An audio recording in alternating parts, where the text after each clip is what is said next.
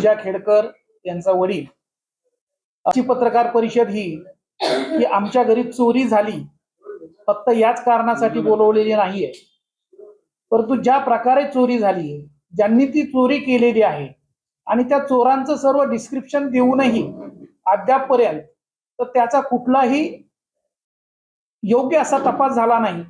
प्रशासनाचं दुर्लक्ष, पोलिसांचं दुर्लक्ष, अशा अनेक मुद्दे जनतेसमोर मांडण्यासाठी, त्याचबरोबर चोरी झाल्यानंतर ज्या पद्धतीने काही सोशल मीडियाने त्याची खिल्ली उडवली की खरंच ही चोरी झाली आहे की नाहीये, का चोरीचा बनाव आहे, तर यांच्याकडचे असणारे कागदपत्र चोरीला गेलेत असं दाखवण्यासाठी यांनी हे केलेलं आहे. अशा पद्धतीने आमच्या कुटुंबाबद्दल जे काही गैरसमज पसरवले गेले किंवा जात आहेत तर त्याचं स्पष्टीकरण देण्यासाठी आणि तुमच्या समोर सगळी जी काही परिस्थिती आहे, कारण ही जी काही चोरी किंवा दरोडा आहे किंवा जो काही तुमचा खून करण्याचा जो प्रयत्न झालेला आहे तर त्याच्यामध्ये जे काही ड्रग्ज वापरलेले आहेत की ते असे ड्रग्ज आहेत की ते कुठेही सहजासहजी मिळू शकत नाहीयेत, कुठल्या मेडिकलमध्ये मिळू शकत नाहीयेत. ते ड्रग्जचे अँटी ड्रग्ज आम्हाला शोधण्यासाठी संपूर्ण पुण्यामधील हॉस्पिटलमध्ये शोधावं लागलं, कुठल्याही मेडिकलमध्ये ते मिळालेले नाहीयेत. मोठे मोठे जे काही हॉस्पिटल आहेत त्याच्यामध्ये पुणे हॉस्पिटल असेल, जहांगीर हॉस्पिटल असेल, ज्युपिटर हॉस्पिटल असेल, तिथंही ते मेडिसिन जे काही ट्रीटमेंटसाठी द्यायचे होते ते उपलब्ध झालेले नाहीयेत. आम्हाला 3-4 ठिकाणावरून ते मेडिसिन त्या ठिकाणी उपलब्ध करण्यासाठी फिरावं लागलं आणि शेवटी ते उपलब्ध झाले. 5 दिवस व्हेंटिलेटरवर, आयसीयू मध्येच नाही, फक्त त्या व्हेंटिलेटरवर जिथं ऑक्सिजनचं प्रमाण एकदम कमी झालेलं होतं की अशा पद्धतीने त्या ठिकाणी ट्रीटमेंट द्यावी लागलेली आहे. पाहिजे तर आपण ती रुबी हॉलमध्ये जाऊन सगळी त्याची कन्फर्मेशन घेऊ शकता. असं असतानाही फक्त आमच्याच कुटुंबावरती जेव्हा आमच्याकडून एखादी छोटी मोठी घटना घडते त्यावेळेस मीडियाकडून किंवा प्रशासनाकडून, पोलीस प्रशासनाकडून एवढं मोठ्या प्रमाणामध्ये त्याचा बाऊ केला जातो. एक साधं शेतामध्ये झालेलं भांडण क्राईम ब्रँचकडे त्याचा तपास दिला जातो. त्या ठिकाणी 10-10, 12-12 टीम तुमचं हे शोधण्यासाठी, व्यक्ती शोधण्यासाठी टीम केल्या जातात आणि या ठिकाणी 5 दिवस जीवन मृत्यूशी तुमचा संघर्ष सुरू असताना त्या ठिकाणी पोलीस प्रशासनाकडून दखल घेतली गेलेली नाहीये.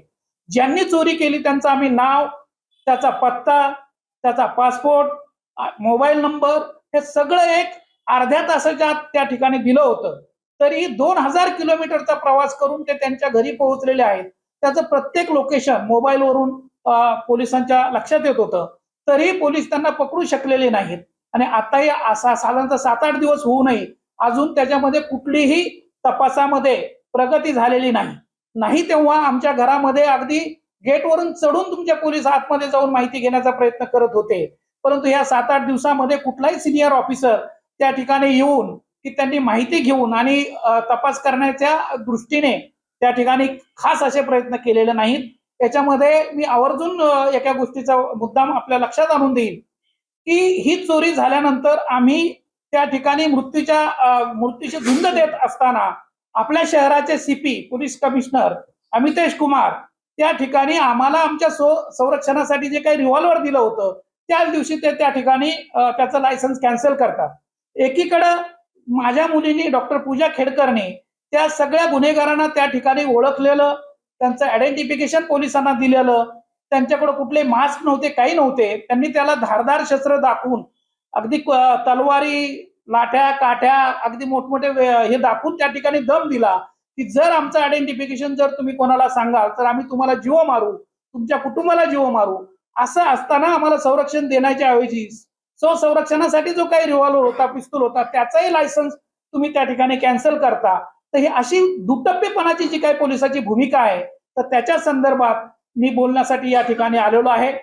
चोरीच्या बाबतीमध्ये जर तुम्हाला सांगायचं म्हटलं तर ही चोरी नाहीये, खरं तर हा दरोडाही नाहीये. खरं आम्हाला जीवे मारण्याच्या दृष्टीने, आता याच्यामध्ये खरं पोलिसांनी शोधून काढलं पाहिजे, आम्हाला जीवे मारण्याच्या दृष्टीने त्या ठिकाणी ते ड्रग्ज दिलेले आहेत.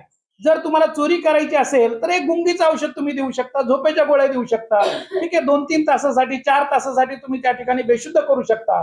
पण 5-5 दिवस तेही फक्त ट्रीटमेंट लगेच झाली अर्ध्या तासामध्ये म्हणून आम्ही वाचू शकलो.